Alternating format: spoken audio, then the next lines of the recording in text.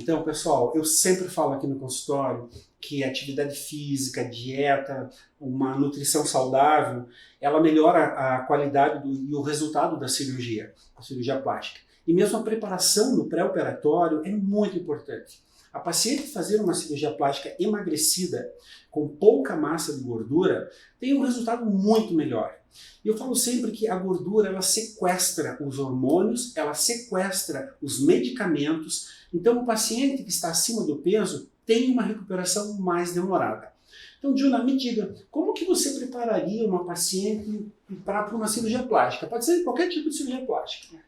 Hoje, inclusive, eu trabalho com protocolos pré-operatório, porque eu sempre falo que assim, a pessoa ela se preocupa muito com o pós-operatório, mas eu falo pós-operatório vai depender do seu pré-operatório.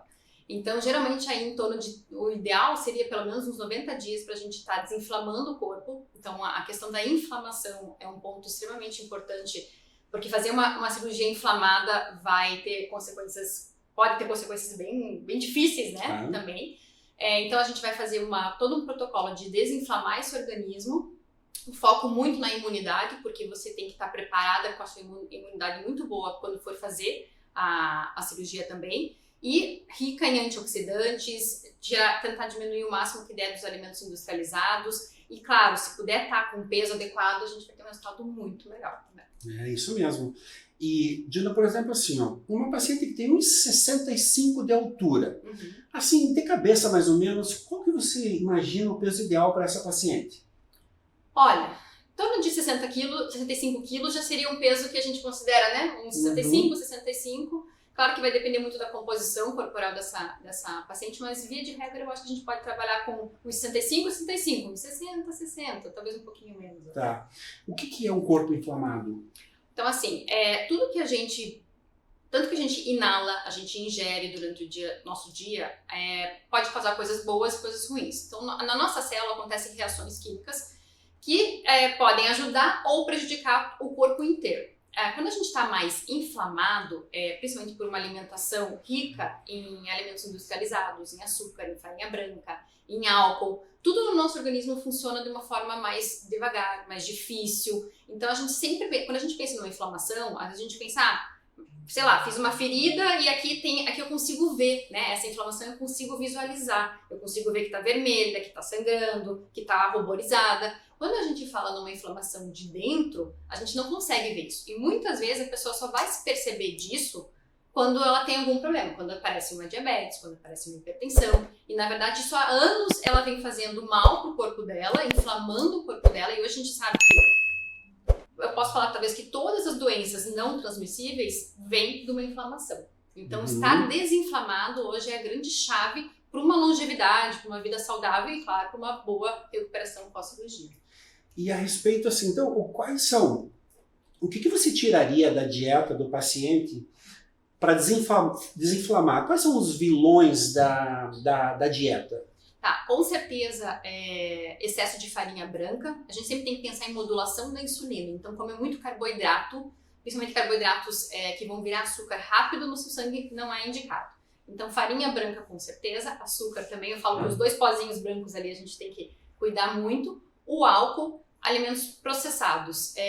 Dependendo da pessoa, a gente também tem que levar em consideração, e isso eu levo muito em consideração no pré-cirúrgico, intolerâncias e hipersensibilidades alimentares. Então, às vezes, o leite de vaca, às vezes o glúten. Então, dependendo da pessoa, a gente também tem que retirar da alimentação. Interessante. Eu li outro dia que 70% dos adultos têm um certo grau de intolerância à lactose.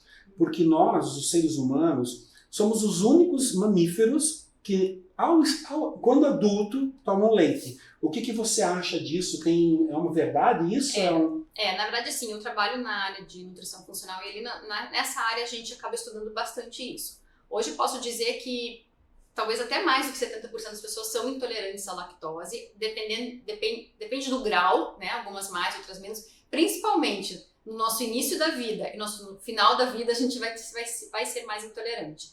Mas mais do que isso, que às vezes as pessoas se confundem, porque a lactose ela é o carboidrato do leite. mas muitas vezes as pessoas têm sensibilidades à proteína do leite. E aí tomar um leite sem lactose não vai resolver. E os sintomas são muito parecidos. Então, saber entender isso, porque às vezes a pessoa fica consumindo algo que ela não sabe que faz mal ou tão mal e vai inflamando seu corpo ao longo de muitos anos. Olha que interessante. E quais são os sintomas que a paciente sente quando ela tem nos diferentes graus de intolerância à lactose, por exemplo? O que ela sente? São inúmeros, mas assim, via de regra, sintomas gastrointestinais, estufamento, gases, constipação ou diarreia, depende do caso, enxaquecas, gastrite, inclusive, problemas de estômago a pessoa pode sentir também, problemas autoimunes, doenças autoimunes também podem estar relacionadas. Então, assim, é uma gama enorme, às vezes um pouco que a gente chama de brain fog, que é falta de clareza mental, a pessoa tem dificuldade de se concentrar, um sono ruim. Então, assim, abrange muito, por isso que uma análise bem detalhada é super importante. E quando o paciente chega para você, o que você pergunta na anamnese para você chegar à conclusão do que a paciente tem alergia, do que ela tem intolerância? Como que você faz essa abordagem? O que o paciente tem que saber, o que ele vai te contar? Geralmente eu faço uma anamnese bem longa, porque eu tenho que entender da vida da pessoa por completo, desde o tipo de parto por onde ela nasceu, né? Se foi cesárea, se não foi, se foi amamentada, como foi a infância, adolescência, a imunidade, tinha rinite, tinha bronquite, tinha asma, que está muito relacionada com a questão do leite também. Então, assim, é toda uma anamnese, e aí, às vezes, hoje aconteceu, inclusive, esse caso no consultório. Uma cliente falou, eu tenho muito estufamento, e ela é uma cliente que ela já vem pra mim super fit, tirou tudo, tirou leite, tirou glúten, e eu falei assim, às vezes é um tempero específico que a gente vai ter que descobrir. E às vezes é só por exclusão. Então, normalmente um recordatório alimentar, dependendo do caso, se for um caso muito grave, que a gente não realmente... Porque assim, tem alguns alimentos que a gente já...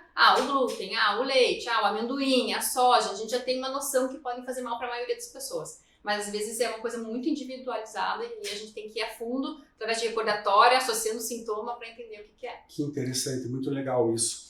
E a respeito de suplemento, por exemplo, uma pessoa que tem intolerância à lactose, certo. Ela pode tomar whey proteína, por exemplo? Se for um whey protein isolado, pode, porque no whey protein isolado, você não tem lactose. Então sempre tem que olhar o rótulo se tem lactose ou não. Outras opções, hoje a gente tem os peptídeos de colágeno, que a gente pode estar utilizando no lugar do whey. Não vai fazer exatamente o mesmo efeito em parte de anabolismo, em crescimento muscular, mas já ajuda bastante. Ou a gente pode usar uma proteína em pó vegana também, que daí vem à base de arroz ou de grão de bico, enfim, de outras fontes que são fontes vegetais. Mas se a pessoa, por exemplo, tem um problema ela acha que é uma intolerância à lactose, mas é uma sensibilidade à proteína, à caseína, por exemplo, que é a proteína do leite, aí não vai adiantar ser um whey isolado, ela vai ter que ir ou para uma parte vegana ou para um colágeno. Interessante isso. E eu sempre peço para o paciente no pré-operatório fazer uma dieta pobre em carboidratos e rica em proteína. Como que você poderia dizer assim, dar uma ideia para a gente, para o paciente, coisas bem práticas assim, coma mais isso, coma menos isso, como que você faria assim, de uma maneira geral, para o paciente entender e nesse momento ele já começar a tomar alguma atitude para melhorar a dieta dele? Vamos dar um exemplo de um dia, por exemplo. Então a pessoa pode acordar e ela vai tomar, o que ela pode comer no café da manhã? Ela pode comer, por exemplo, um mamão, uma fruta, pode jogar ali uma linhaça, uma chia, ter uma fibra junto, e aí ela pode fazer 2 ovos, ou ela pode fazer uma crepioca, onde ela vai usar uma colherzinha só de tapioca e um ovo, então não uma tapioca, lembrando que tapioca é farinha branca, as pessoas acham que tá tudo bem comer tapioca, mas não é bem assim, que ela tem índice glicêmico mais alto. Aí, por exemplo, no almoço, faz um bom prato, metade do prato vegetais, tanto crus como cozidos, 1/4 do prato de carboidrato, que a gente às vezes tem muito medo do carboidrato. Ele é importante, mas ele não pode estar em excesso e nem pode ser um carboidrato ruim, né? Então a gente vai colocar um tubérculo, uma mandioca, um cuscuz que a gente pode estar usando, a gente pode usar um arroz, a gente pode usar até mesmo um macarrão, de repente sem glúten, se for o caso, feijão e mais 1/4 do prato de proteína. Esse seria um prato básico que você encontra em qualquer lugar. À tarde, você poderia fazer uma suplementação eventualmente eu gosto muito de usar uma fruta com uma proteína em pó, né? Porque é importante fracionar a proteína durante o dia, principalmente no pré-operatório, onde a gente vai precisar ter uma alimentação mais hiperproteica. E à noite, normalmente a gente faz uma refeição mais leve, e aí pode ser um prato de salada com omelete, ou com um frango desfiado, fazer um saladão, que fica bem gostoso e já resolve. Que dica boa, hein, pessoal? Dica muito boa. Já vai emagrecer decorei bem, tudo, já começa aí. Segue essas dicas, eu já guardei tudo aqui, ó. E a respeito de antioxidação, o que você indica para o paciente comer ou tomar para diminuir a oxidação e a inflamação do corpo? Sim. Hoje em dia existe muita suplementação. E eu sempre falo para meus clientes assim, que eu tento ir, o que eu não conseguir fechar com a alimentação, a gente vai usar a suplementação. Porque senão a gente fica maluco de tanta coisa. Então assim, se você tem bastante fruta e bastante verdura, você já tem praticamente todos os antioxidantes que você precisa. Uma outra coisa que eu gosto de colocar muito na alimentação, no dia a dia do meu paciente, é o chá. Porque os chás, eles têm flavonoides, então são antioxidantes muito interessantes que a gente pode estar utilizando também. E é fácil, é rápido, pode ser gelado, pode ser quente, então você acaba variando bastante. Quais chás que você considera mais antioxidantes? Tá. Hoje a gente tem estudos bem já fidedignos, né, assim, do chá verde, né, então o chá verde ele é um chá realmente muito bom. Eu gosto de misturar ele com menta. Eu amo usar, e aí entra no pós-operatório, até para diminuição de edema, o chá de hibisco com cavalinha e salsinha. São chás que são super diuréticos e ricos em flavonoides também. Hibisco, cavalinha e salsinha. Salsinha. Uhum. A gente acha que a salsinha, a gente não dá nada pra salsinha, mas faz um chá de salsinha pra você ver. E ela não fica com gosto de... Não, fica bem gostoso, porque o hibisco ele até vai ter o gosto mais marcante de todos eles, então vai ficar com um gostinho mais do hibisco, e por o hibisco ser amargo, ele também tira um pouco a vontade do doce. Olha. Porque é outra coisa que a gente tem que cuidar, que a pessoa no pós-operatório não pode ganhar peso, né, doutor? Exatamente. É muito importante a manutenção do resultado e cicatrização. Agora, me diga assim, e todas essas vitaminas que a gente vê na farmácia, agora até tem menos, mas teve uma época que a gente comprava todas as vitaminas, fazia todas as combinações possíveis de ômega 3, vitamina C, vitamina D, e todo o resto. O que você acha assim, que é importante de vitaminas suplementar?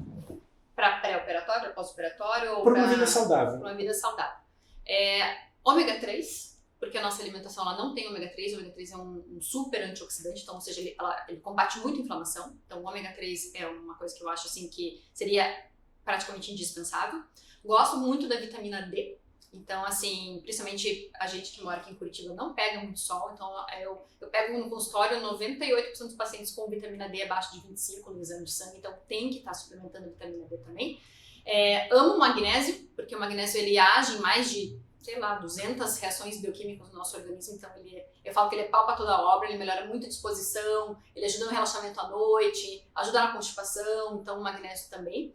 E aí, dependendo da imunidade da pessoa, um zinco é legal de estar usando também, no pós-operatório eu não fico sem o zinco é fantástico, porque ele age em síntese proteica, ele vai ajudar na síntese do colágeno, inclusive. Então, são suplementos que eu acho que talvez seriam os que eu diria assim, com certeza. E hoje em dia a gente tem a creatina, né, que tá bombando aí também, e ela tem efeitos que vão muito, muito além da academia, então para evitar sarcopenia, para imunidade também ela tem, então assim, efeito cardioprotetor, demências, então hoje em dia a gente tem muitos suplementos no mercado, tem que cuidar. Perguntar a respeito do magnésio, porque tem vários tipos diferentes, né? Qual seria o magnésio que você encontra com facilidade, que é importante tomar? Porque o magnésio tem muitos tipos diferentes, o que você... Na verdade, assim, hoje quando eu vou prescrever magnésio, eu inclusive prescrevo um mix de tipos de magnésio. Então eu ponho magnésio de malato, magnésio inositol, magnésio ou cloreto. Então existem vários tipos e inclusive valores, né? O magnésio inositol, por exemplo, eu gosto muito porque ele ajuda mais em relaxamento à noite, assim. Então ele ajuda bastante para quem tem um pouquinho de problema de dormir, de relaxar, desligar. Então ele vai ser bem interessante. A gente vai usar, por exemplo, um cloreto de magnésio que é super baratinho, na verdade, é um dos mais baratos para quem tem constipação. Eu resolvo normalmente a constipação com água e magnésio, não precisa ter mais, e claro, fibra e tal, alimentação adequada. Então ele também ajuda bastante. O treonato, que é outra forma de magnésio também, que parte na parte cognitiva ele é bem interessante. Então assim, magnésio tem realmente vários tipos e assim, o legal, eu sempre gosto de variar, ou você faz ciclos, ou de fazer um mix, daí, porque daí a gente consegue manipular, né? Daí a gente não compra pronto, mas manipula. Que interessante, muito interessante. Os pacientes falam a respeito de flacidez de pele. Muitas vezes eles esperam que a cirurgia plástica resolva a flacidez de pele. Mas a flacidez de pele é uma coisa bem complexa, né? Tem a ver com alimentação, com atividade física, com a quantidade de sol que tomou. O sol causa elastose solar, além do que eu estava falando essa semana, câncer de pele e tal. E o sol causa elastose solar. Existe uma alimentação que ajuda na flacidez de pele? Quando eu atendo alguém com flacidez, eu sou bem sincera. dependendo do grau da flacidez, a gente vai melhorar. Se a pessoa treina bem, de verdade, se ela se alimentar da forma correta, com mais proteína, eu gosto muito e uso o colágeno. E rezar, eu falo, reza bastante também, que sempre ajuda, a gente melhora. Mas falar que vai resolver o problema, dependendo do grau da flacidez, é difícil, né? Então, Agora que a gente falou em reza, eu acredito em reza, tá? tem coisa que é assim, né? Porque a reza é como se fosse um mantra ou uma meditação. Você pode chamar do que você quiser, né? Sim. Mas aquele momento que você começa a rezar, ou um mantra, ou meditar, ou fazer yoga, ou qualquer exercício mental, você está elevando o teu espírito, você está se conectando com o todo. E eu acho que isso melhora sempre, melhora a tua imunidade, melhora o teu humor, o teu otimismo, a tua autoestima. Gente, reza que isso ajuda. Inclusive, tem estudos mostrando que meditar, é que a gente pensa em meditação que tem que ficar lá, mas na verdade assim, ficar quietinho, respirando, né? A gente nem presta atenção na nossa respiração. Meditação, ele faz o efeito às vezes até melhor do que um ansiolítico. Então, assim, eu sempre gosto de começar meu dia meditando. Quando eu não começo meu dia meditando, depois fico tudo bem atropelado, assim. Então, eu sou super fã também e eu acho que ajuda bastante. Que legal.